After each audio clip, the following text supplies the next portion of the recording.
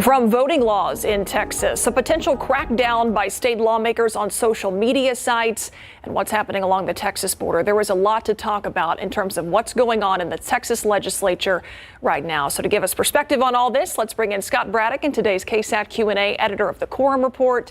Thanks so much for being with us. Always nice to have you here, Scott. Absolutely, Myra. Great to see you. So let's start with what Governor Abbott has called efforts to protect election integrity in Texas. What's on the table right now in the legislature, and where does that stand? There's a slate of bills, and I would describe these pieces of legislation as being pushed under the shadow of former President Trump and his impact on the Republican Party and what Republican office holders feel that they need to do as far as placating their base. Look, there are a lot of people out there, maybe some who are watching right now, who have some serious questions about the way the 2020 election was handled. In Texas, it's sort of ironic that you would have Republicans pushing to change laws to elections that they win, right? The Republicans win everything around here at the statewide level.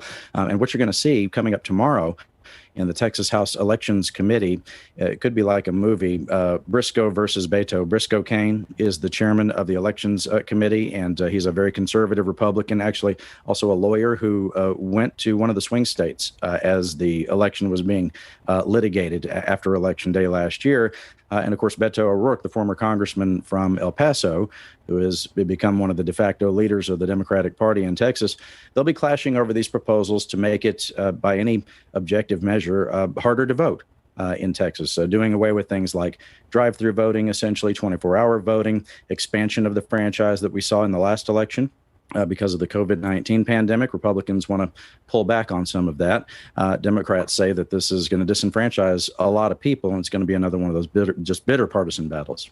And of course, it's certain to get a lot of attention, so much emotion surrounding the past election. Another debate that could be really interesting that we could see among state lawmakers in the coming days, talking about the idea of cracking down on social media sites like Twitter and Facebook. Why are some state lawmakers interested in doing this?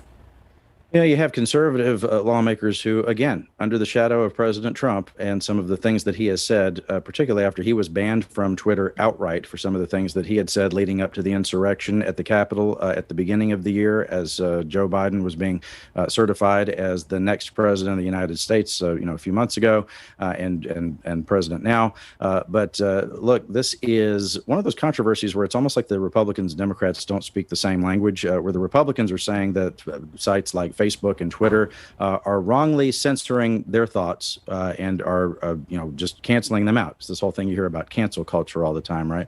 But on the other side, the Democrats are saying, look, it is a situation where these are private entities and they control their platforms and they are responsible when people are, posting items on Facebook or Twitter, for example, that might incite people to do something violent, like we saw in Washington in that insurrection.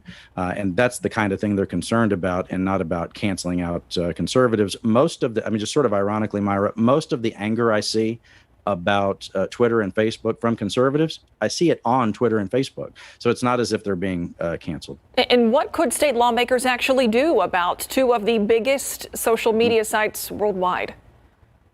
What they're proposing to do is make it easier for you to sue if your account is suspended or deleted by one of those platforms, that you would be able to take Facebook or Twitter to court. And if you could win the lawsuit, then they would have to reinstate your account. So it's not really banning them from doing anything, although there is still some language that's going to be worked out on these pieces of legislation. I do expect it to pass. It's something that Governor Abbott has made one of his priorities. But it's not really a ban on those platforms doing anything specific. It just gives you some sort of recourse in court if they do anything to you. At least that's your perception. So before we go here, I want to talk about another headline that's sure to grab some attention. A story the Quorum Report broke yesterday.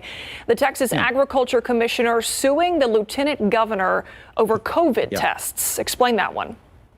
At the Texas Capitol in the Senate, on the eastern side of the Capitol, you have to take a COVID test if you're going to attend the Senate floor sessions or participate in one of the Senate hearings. In the Texas House, They're not doing that. And this is sort of Republican on Republican violence, because you have the Agriculture Commissioner, Sid Miller, suing the Republican Lieutenant Governor over this. Sid Miller and other Republicans wanted to be able to participate in some hearings in the Texas Senate, and they don't want to take a COVID test before doing that. And they argued that it's an infringement on the rights of folks, of free speech rights, right back to the free speech issue. It's an infringement on their rights that they don't, they shouldn't be subjected to a medical procedure before they can participate in their government, right? And that no one should have to do that. That's their argument. But the lieutenant governor says, no, number one, it's the Senate and not he himself who adopts those rules.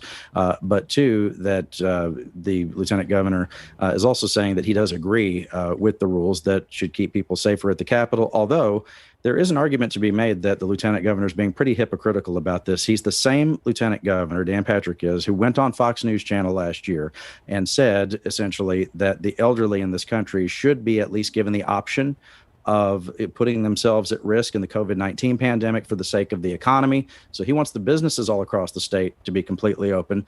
But when it comes to where he works, he's got a different set of rules. More certainly to come on that fight. Scott Braddock with the Quorum Report. As always, thanks so much for your time. Always a pleasure. Thank you.